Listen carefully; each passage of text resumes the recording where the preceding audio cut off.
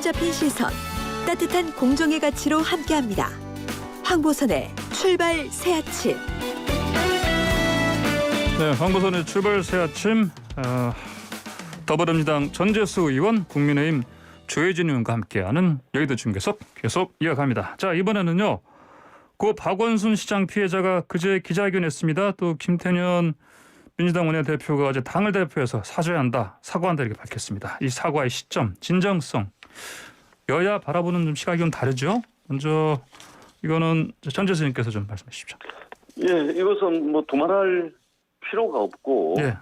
이것은 더 이렇게 저렇게 할 그게 전혀 아니고 그렇게 드릴 말씀도 없습니다. 이 부분은 예. 명확하게 잘못한 것이고 분명한 그 사과 입장을 표명해야 된다고 생각을 하고요. 예, 예. 어제 이제 박영순 후보를 비롯해서 이낙연 전 대표, 원내대표, 당 대표 권한 대행까지 나서서 이 부분 그렇게 이제 말씀을 드렸다 이렇게 말씀을 드리겠습니다. 예, 그리고 박영선 후보 캠프 쪽에서 고민정, 남인순, 진선미 이 세 분도 떠나셨습니다. 이것도 그러니까 사실상 이분들이 캠프 내에서 이제 예. 굉장히 중요한 역할들을 하고 있었습니다. 예. 선거를 불과 3주밖에 남겨놓고 있지 않은 시점에서 굉장히 비중 있는 역할을 했던 분들이 이 사과의 진정성, 예. 이런 측면 또 피해자께서 요구하시는 부분들이 있기 때문에 사실은 이제 캠프 차원에서 보면 굉장히 이게 선거가 얼마 남지 않은 상황에서 네. 좀 아쉽긴 해도 이 부분에 대한 예. 명확한 책임을 진다는 입장에서 캠프를 떠났습니다. 예. 이 부분도 함께 말씀을 드리도록 하겠습니다. 예, 조혜진 의원님. 저는 개인적으로 전재수 의원님의 진정성은 믿습니다. 이 부분에 대해서. 예. 그런데 민주당이나 범여권의 진정성을 믿기에는 너무나 오랫동안 너무나 조직적으로 지속적으로 일관되게 이 피해자에 대해서 2차, 3차 가해를 해왔습니다. 예. 성청문으로 그렇게 돌아가셨음에도 불구하고 이 민주당이나 범여권 쪽에서 피해자에 대한 사과는 제대로 안 하고 서울특별시장으로 5일장을 치르고 서울 시내 곳곳에 플래카드 걸어가지고 추모합니다 하고 영웅처럼 모시는 그런 그걸 붙이고 플래카드를 걸고 그리고 신문 쪽에서 그 피해자에 대해서 피해 호소인이라고 예. 지금 말씀하신 그런 의원님들을 중심으로 해가지고 예.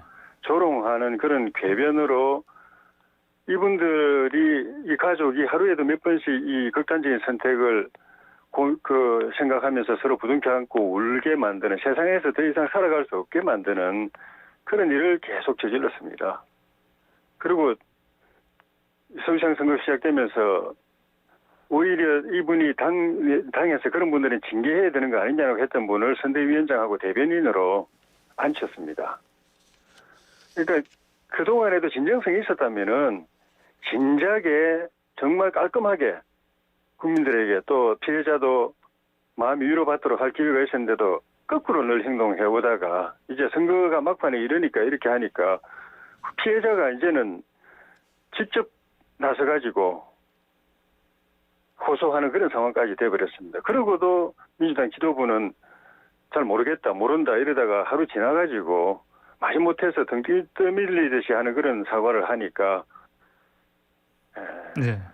시민들이 진정성을 못 느끼는 건 아닌가 싶어요. 예. 이런 문제에 있어서는 예. 정치 집단이니까 정치적 계산을 전혀 안 할 수는 없지만은 예. 사람의 본연으로 먼저 생각하고 그다음에 계산을 하는 것이 맞지 않나. 그런 부분에서 저는 늘 아쉬움을 느낍니다. 예. 조혜진 의원께서는 전재수 의원님의 진정성은 믿어 의심치 않으시지만 예. 이 민주당 대표의 사과 이런 건 시점이 너무 늦었다. 이렇게 보시는군요. 알겠습니다. 예, 저도 조혜진 의원님 말씀에 네네. 크게 토를 달고 싶지는 않습니다만 네. 조혜진 의원님 말씀처럼 이러한 일들이 두 번 다시 발생하지 않고 이것이 정치적 유불리에 의해서 선택적으로 어떻게 사과하고 하는 부분이 아니라 네네. 우리 정치권이 다시 한번 이 부분에 대해서는 근본적이고도 근원적인 문제의식을 가지고 좀 생각과 판단을 예. 해야 될 걸로 저도 막 그렇게 생각을 합니다. 예, 알겠습니다. 두 분 생각과 달리 그런데 또 뭐 일부에서는 뭐 선거법 위반 혐의다 이렇게 해가지고 또 고발하는 경우도 있었습니다. 보니까 이게 시점 때문에 이렇게 한 것 같은데 보니까요. 그렇죠. 처음에는 무고로 고발하겠다고 초기에 네네. 박원순 전 시장 돌아가시고 나서 직후에는 무고로 고발하겠다고 그랬다가 지금 또 선거법 위반으로 고발하겠다고 그러니까 예. 여전히 이쪽 집단에서 이 문제에 대해서 진정으로 이게 미안해하고 부끄러워하고 피해자의 고통을 공감하는 그게 그 진정성이 있는가에 대해서 계속 꼬리표를 남기는 거죠. 네. 알겠습니다. 자, 이 이슈는 여기까지 좀 하고요. 다음으로 자, 부산 쪽 가보겠습니다. 그 특검을 이제 뭐 LH만이 아니고 그 LCT도 이것도 특검하자. 이게 이제 민주당이 공식 제안한 것인데 근데 이제 국민의힘 쪽에서는 이거 뭐 이미 2017년에 LCT 특검 흐지부지 만든 게 민주당이다. 역공하는 모습입니다. 이 상황 좀 어떻게 보십니까? 이 부분 제가 먼저 좀 전재수 말씀을 의원님. 드리겠습니다. 지금 예. 부산시장 선거가 급변하고 있습니다. 예. 많은 분들께서 부산시장 선거는 그냥 국민의힘이 뭐 쉽게 이기지 않겠냐 이런 전망들을 많이 하셨는데요. 지금 제가 이제 부산에 계속해서 상주를 하면서 선거를 좀 하고 있는데 부산시장 선거가 굉장히 급변하고 있다는 말씀을 드리고요. 예. 그리고 그 급변하는 중심에 LCT가 자리하고 있습니다. 예.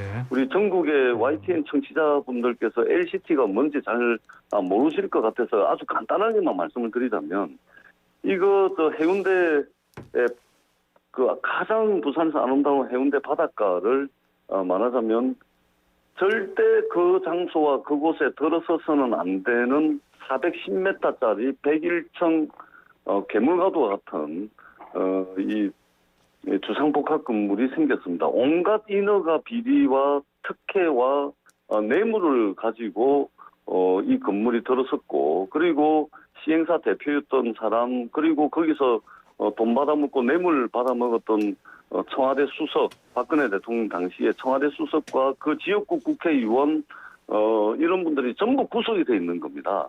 그러니까 태어나지 말아야 될 것이 해운대 바닷가에 101층짜리가 떡 서가지고 있는 것이죠. 근데 여기에 말하자면 박형준 후보의 아들, 딸들이 2015년도에 같은 날 여기 완전 로얄층인 17층, 18층을 같은 날 20억이 넘는 돈을 주고서 삽니다. 그리고 박형준 후보가 부인이 샀다는 그 아파트를 알고 봤더니 그게 또 아들 거였습니다. 부인이 아들로부터 프리미엄이 그때 당시에 2, 3억 이상 하는 거를 1억을 프리미엄을 주고 샀다는 것이고 그래서 지금 박형준 후보가 거짓말을 했다는 것이 어제 드러남으로 인해서 저희들이 오늘 긴급 기자회견도 할 텐데요. 이것이 드러나면서 지금 부산시장 선거가 굉장히 요동을 치고 있다. 예. 이 말씀을 드리고 이 LCT에 대해서 부산 시민들이 가지고 있는 감정은 뭐냐면요. 부산 시민 모두의 것이었던 아름다운 해운대 바닷가가 이 인허가 온갖 특혜와 비리로 탄생한 이 말하자면 LCT의 사유물이 돼버렸다. 이 해운대 바닷가가 LCT 주민들의 말하자면 물론 거기 지금 사시는 분들은 전혀 죄가 없습니다. 다만 온갖 특혜를 받고서 입주하신 분들 이분들의 사유물이 돼 있는 것에 대해서 부산 시민 350만 명 중에서 네네. 단 한 명도 이 부분에 대해서 분노하지 않는 분이 없습니다. 그래서 부산시장이 되시고자 하시는 분이 온갖 특혜와 비리로 탄생한 LCT에 그것도 불과 몇 년 사이에 두 채를 합해서 시세 차익이 40억을 넘어갑니다. 어떻게 부산시장이 되겠다는 분이 여기에 거주를 하고 아들, 딸 명의로 한날 한시에 그것을 구입을 하고 도대체 그 자금이 어디에서 났는지 왜 한날 한시에 했는지 그리고 그 부인은 왜 아들이 가지고 있는 것을 자기가 시세보다 저렴한 프리미엄을 주고서 샀는지 굉장히 부산 시민들은 분노하고 있고 의혹을 가지고 있다. 이 말씀을 드리겠습니다. 예, 알겠습니다. 자, 조혜진 의원님. 지금 말씀하신 것처럼 이 아파트의 인허가 과정에 여러 가지 문제점이 있었고 그거는 검찰 수사를 통해서 단죄를 받았습니다. 근데 지금 민주당에서 공격하고 있는 거는 이 아파트에 산다는 것만으로 특혜를 받은 것처럼 몰아가는 데 문제가 있는 겁니다. 그 당시 검찰 인허가 비리를 단죄했던 검찰의 수사 결과 발표에 따르면은 이 아파트는 분양이 안 돼가지고 시행자 측에서 이 아파트 들어와서 살 사람을 찾아서 동분서주하면서 조금 여유가 되는 사람들한테는 야, 제발 이 아파트 좀 사주라.